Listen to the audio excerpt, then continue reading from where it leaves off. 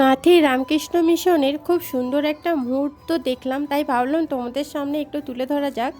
Hello friends, আজকে হচ্ছে 1 জানুয়ারি। আমার তরফ থেকে সকলকে জানাই হ্যাপি নিউ ইয়ার। তো আমি সন্ধ্যাবেলা বেরিয়ে পড়েছিলাম কাঁথিতে রামকৃষ্ণ মিশনের আসার উদ্দেশ্যে, কারণ এখানকার সন্ধ্যা আরতি খুবই সুন্দরভাবে হয় এবং যারা একটু শান্ত পরিবেশ চাও, অনেকে রামকৃষ্ণ মিশনের আরাধনা করে এবং ভগবানের আরাধনা করে, তারা অবশ্যই রামকৃষ্ণ মিশনে আসতে পারো। আমি তো প্রায় সময় এসে থাকি, খুবই ভালো লাগে, মনটাও ভালো হয়ে যায়। জানো রামকৃষ্ণ মিশন এইদিকে চারিদিকে ফুল গাছ লাগানো হয়েছে, আস্তে আস্তে করে ফুলের কুড়ি সব ফুটছে। আর যেটা দেখাবো, এই যে দেখতে পাচ্ছ, এটা একটা নতুন হল রুম হয়েছে, কিসের জন্য সেটাও শেয়ার করবো। রামকৃষ্ণ মিশন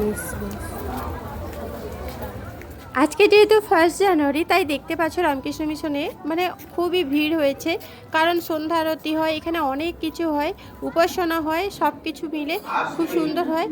আর হ্যাঁ ফ্রেন্ডস, এখানে বিশেষ করে রামকৃষ্ণ দেবের জীবন কাহিনী খুব সুন্দরভাবে কিন্তু ফুটিয়ে তোলা হয়, তাই একটুখানি জাস্ট ক্লিপ নিলাম, তোমাদের সামনে তুলে ধরলাম, তো শুনে নাও। রামকৃষ্ণ আগে পঞ্জিকা লিখে তার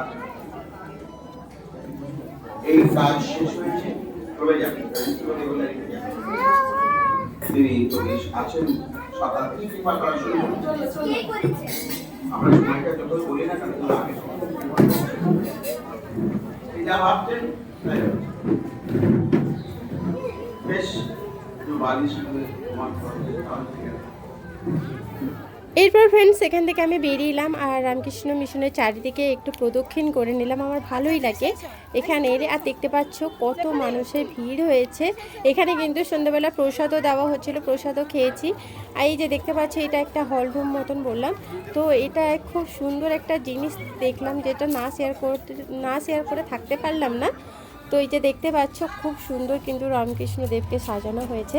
এখানে কল্পতরু হয়, বাট আমি জানতাম না, অনেক দেরি করে জেনেছি আর অনেক দেরি করে এসেছি, ব্যাড লাক, বাট যতটুকু পেয়েছি সেটা আমার সৌভাগ্য, তাই তুলে ধরলাম এবং তোমাদের সামনে তুলে ধরলাম, আমিও দেখলাম।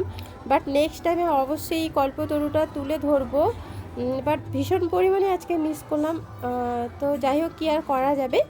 তো চলো দেখতে থাকো এবং সঙ্গে থেকো।